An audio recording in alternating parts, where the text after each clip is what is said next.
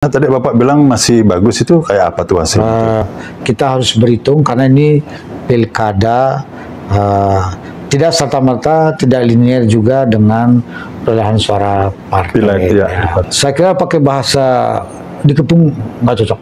Jadi saya kira semua partai pun memikirkan strategi yang akan menguntungkan partainya. Selamat pagi pemirsa, bertemu lagi di acara Alis Bali, Analisis Jurnalis Bali.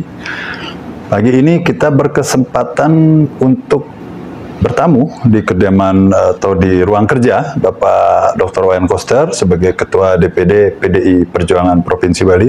Om Swastiastu. Selamat pagi Pak Koster. Pagi. Sepertinya hari ini cukup cerah dan sebagaimana wajah Bapak juga cerah, tidak seperti sebelumnya yang ketika bulan April. Mungkin ada yang mau disampaikan sama pemirsa Pak atas wajah cerahnya ini. Om Swastiastu pemirsa, senang sekali bisa jumpa pada kesempatan yang baik ini. Semoga kita semua dalam keadaan sehat, bahagia, rahayu untuk selamat tahun Bali. Ya, berarti rahayu juga untuk semua ya. Seperti rahayu juga untuk Bapak karena wajahnya udah cerah. Nah, ngomong gimana nih Pak? Kemarin kan masih kusut saya ketemu Bapak terakhir itu. Butek lah wajahnya tuh waktu Februari.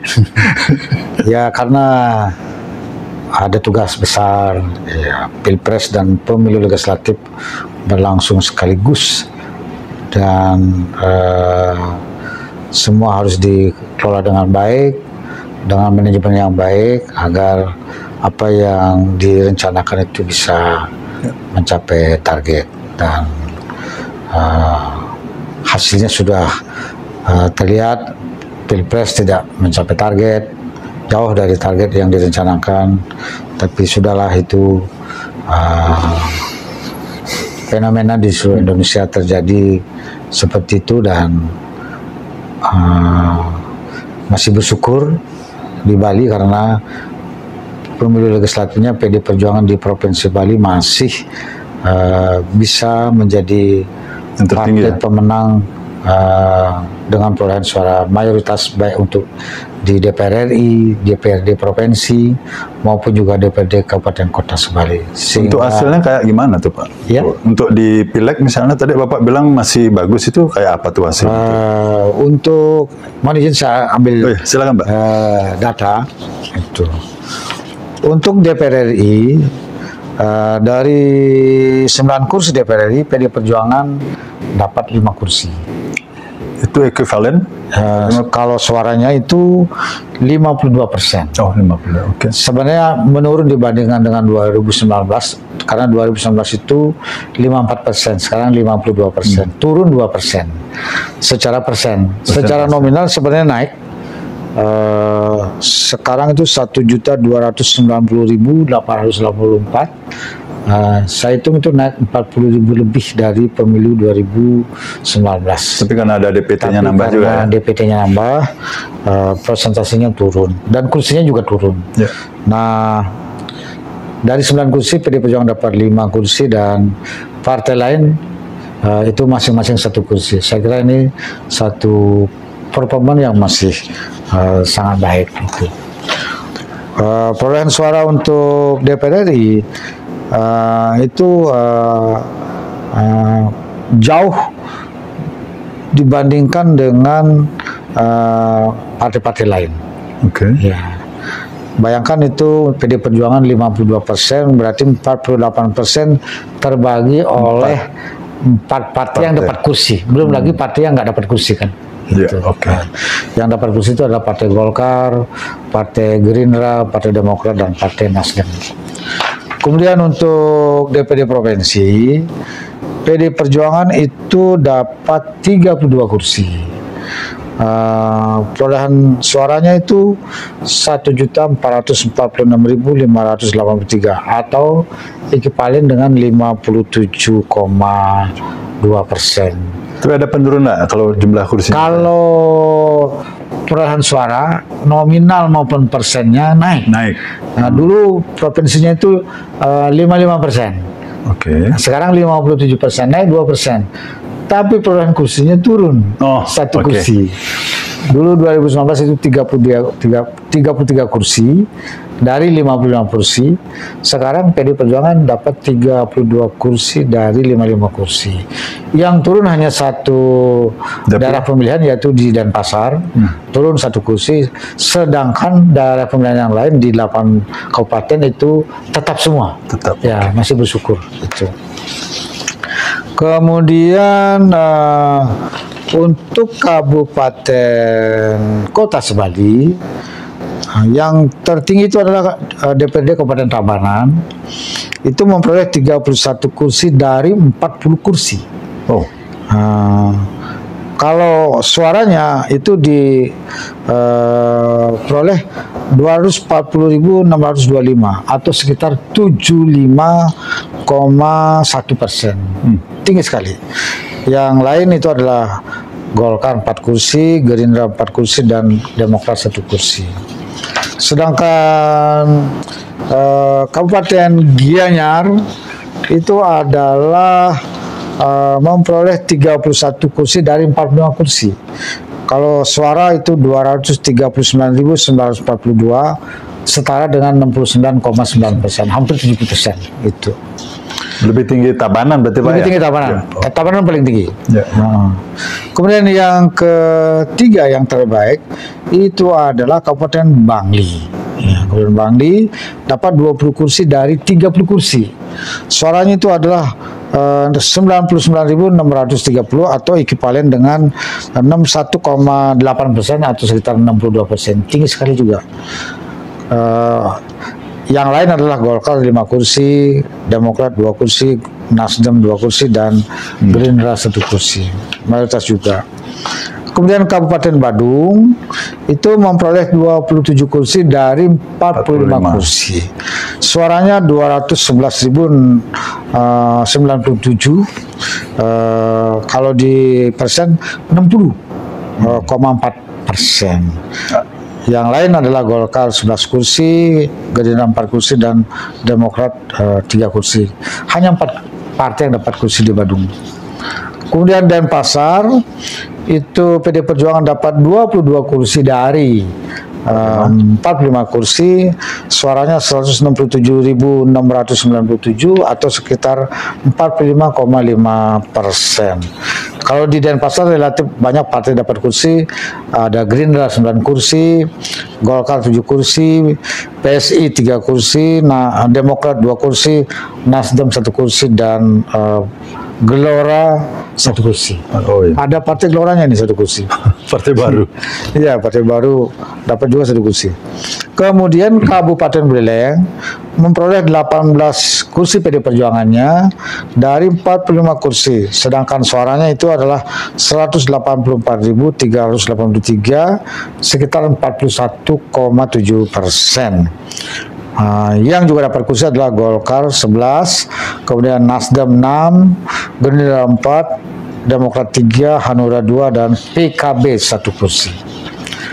Kemudian Kabupaten Klungkung itu memperoleh 12 kursi dari 30 kursi. Suaranya adalah 54.720 atau sekitar 40,2%. Partai lain yang dapat kursi juga ada cukup banyak, itu adalah Gerindra 8 kursi, Golkar 3 kursi, Hanura 3 kursi, Nasdem 2 kursi, PSI 2 kursi, dan Perindo 1 kursi. Kemudian Kabupaten Jembrana itu PD Perjuangan dapat 15 kursi dari 35 kursi, suaranya adalah 70.519 atau sekitar 37%. Partai lain yang dapat kursi juga adalah Golkar 6 kursi, Demokrat 6 kursi, Gerindra 4 kursi, PKB 2 kursi, dan P3 2 kursi. Terakhir adalah Kabupaten Karangasem, PD Perjuangan dapat 15 kursi, atau suara sekitar 99.575, setara dengan 32%. paling rendah di antara kabupaten yang lain, tetapi tetap menjadi pemenang. Okay. Cuma tidak mayoritas 50%. Di sini yang dapat kursi cukup banyak partainya, yaitu Gerindra 9 kursi, Golkar 8 kursi, Demokrat 6 kursi, Nasdem 5 kursi, Hanura 1 kursi, dan Perindo 1 kursi. Nah ini yang menurut saya di tengah-tengah tekanan yang cukup keras, dinamika yang cukup tinggi, perolehan suara dan perolehan kursi PDI Perjuangan di Bali ini itu menurut saya masih sangat bagus, dan kalau dibandingkan juga dengan provinsi lain, karena saya sudah mendapat kesempatan untuk melaporkan pada saat rakor partai di seluruh Indonesia tanggal 15 Maret yang lalu, itu Bali persentasenya paling tinggi. Oh, di Indonesia? Iya, di Indonesia. Oh, okay. Provinsi lain tidak ada yang mencapai 40. Di Bali kan di atas 50%. Okay. Bali kalau suara pusatnya 52%, provinsinya 57%, kemudian kabupatennya seluruh Bali rata-rata 52%. Masih mayoritas. Masih mayoritas. Dan yang juga membanggakan adalah mendapat tambahan kursi kabupaten kotanya itu sebali itu nambah 13 kursi. Dulu 177 kursi tahun 2019, sekarang 191 kursi. Oke, kita dapat poin itu, Pak. Tapi yang menarik kan begini, itu ada seperti ada anomali ya. Anomali bahwa ketika di pilpresnya kalah, tapi di pilegnya masih tetap dominan, kalau tidak masih hegemonik lah di Bali. Nah, karena itu kan hasil pilpres. Sekarang kalau ngelihat dari untuk pilkadanya, karena kita mau pilkada, kalau Bapak melihat dari pemetaan itu tadi, ada perolehan kursi, bagaimana partai lain, Bapak sebagai ketua DPD gimana nih ngelihat untuk landscape nanti Bali dalam pilkada serentak? Kan Bapak juga nanti sebagai salah satu kontestan.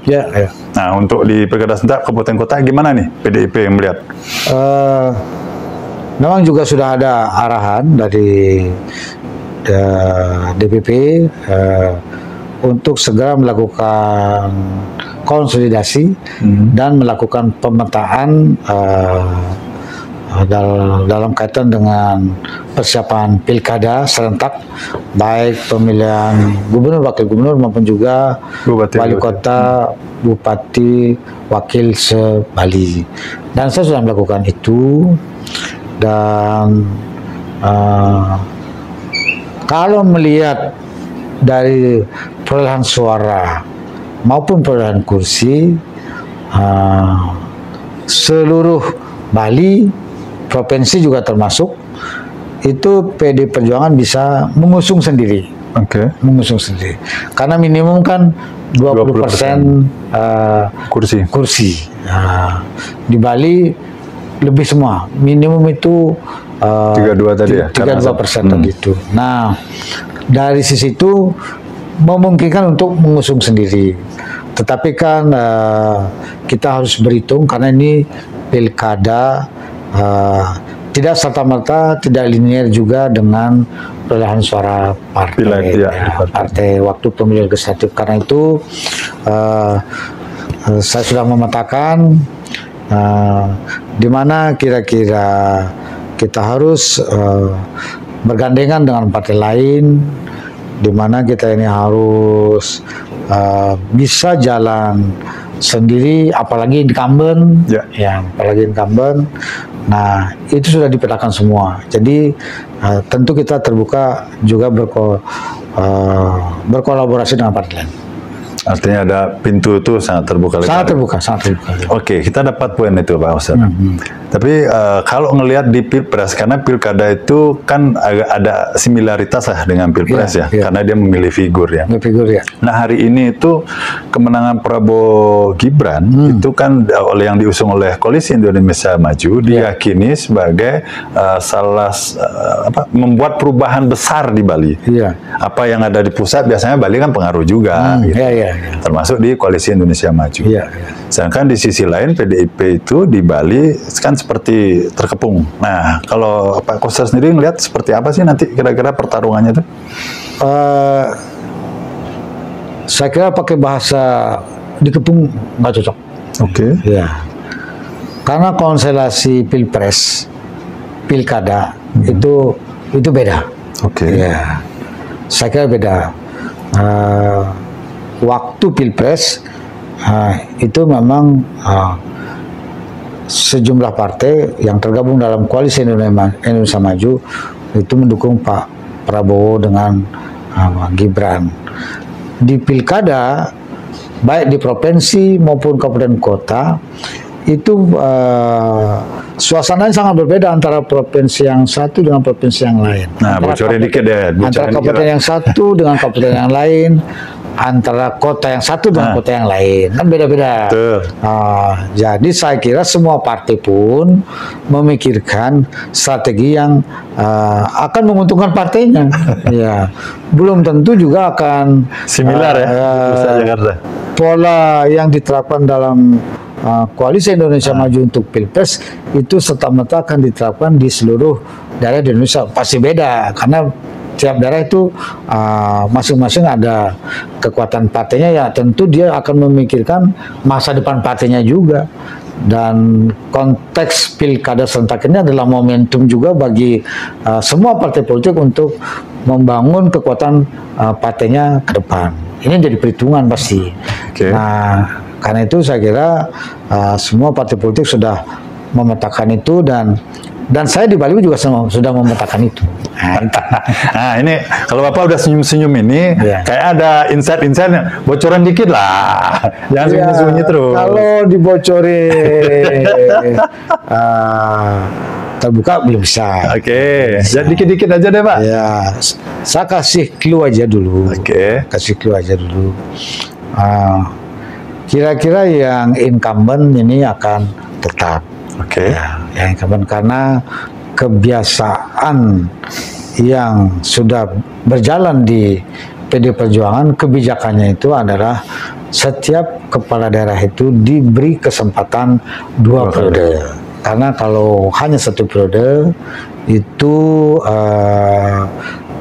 banyak program yang belum selesai dengan tuntas, sehingga harus dijalankan lagi pada periode kedua. Nah, itu secara umum kebijakannya begitu, tapi tentu saja tidak semuanya otomatis. Case per case pasti ada, gitu kan.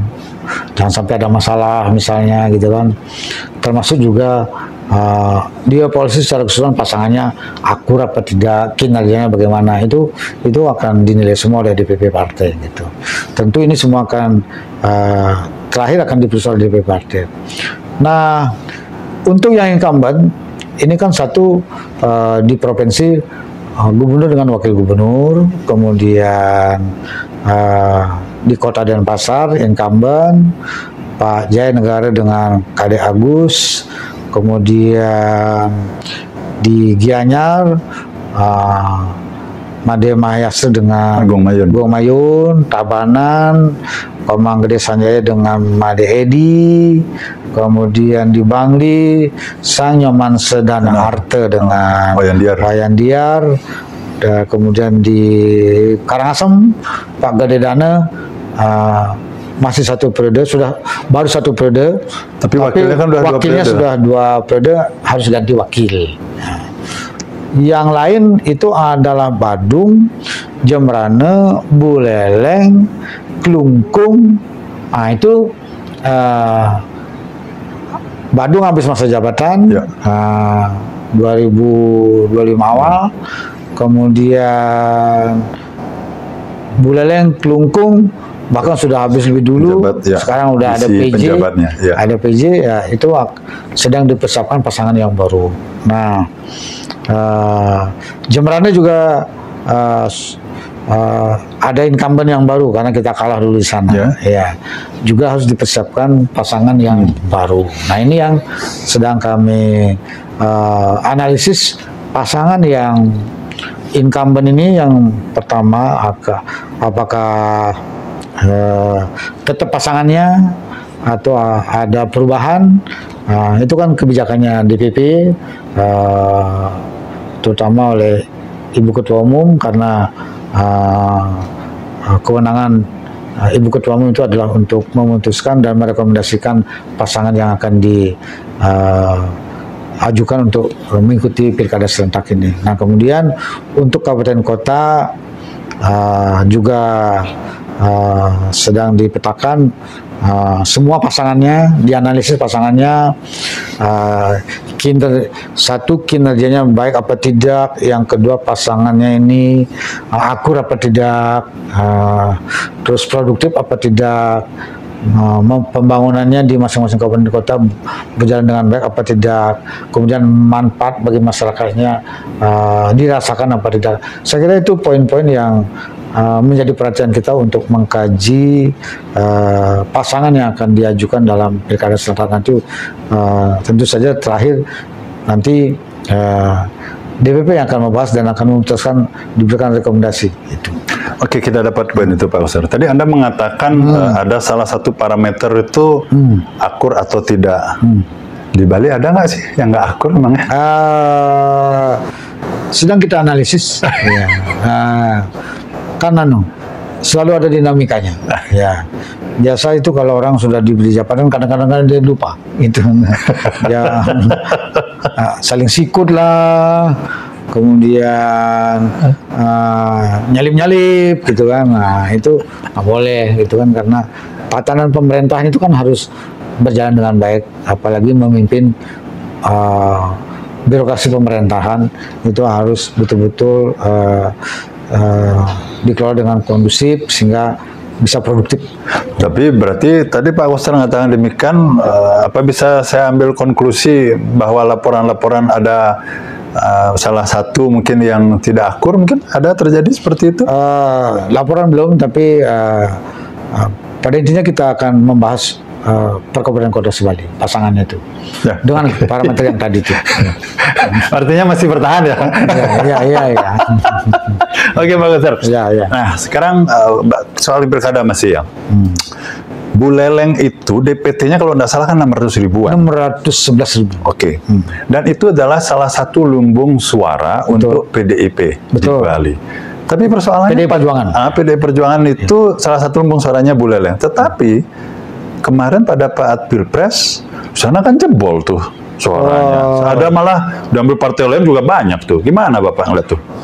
Waktu Pilpres Buleleng itu 37% lebih.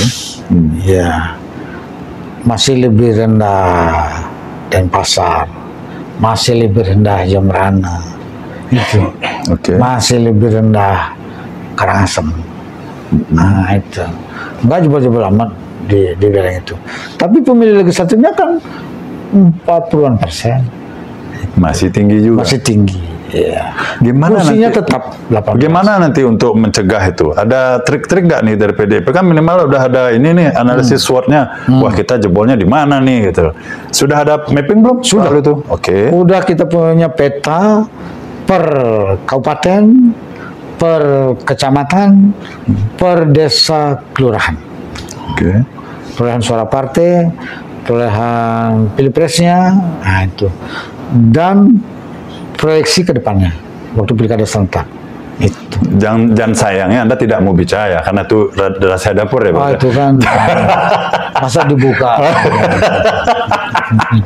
Oke, kita dapat lanjut Pak Azhar. Sekarang gini, PDIP atau PDI Perjuangan itu sebagai partai yang hegemonik di Bali. yang tentunya apapun yang terjadi di internal itu kan pasti disorot nih, atau jadi bahan gibah-gibah gosip politik lah ya. Terutama kandidasi, ya, proses kandidasi itu lebih spesifik lagi untuk pilgub. Hari ini kan kita ngeliat tuh di media sosial, ya Pak Koster mulai disandingkan atau mungkin disaing-saingkan dengan kandidat yang lain seperti Pak Giri Prasetyo ya. Lantas gimana sih sebenarnya situasi di internal itu Pak, kandidasi itu di PDIP itu? Begini, kalau di PD Perjuangan itu namanya Partai Demokrasi Indonesia Perjuangan. Ada kata demokrasi. Nah, ada demokrasi. Jadi demokrasi betul-betul berjalan di PD Perjuangan. Ya. Dalam konteks ini pilkada serentak, demokrasi adalah kader partai, bahkan simpatisan partai, itu dia punya kesempatan untuk menyampaikan aspirasinya. Di setiap pilkada ini, ini kan masih proses nih, proses awal ini.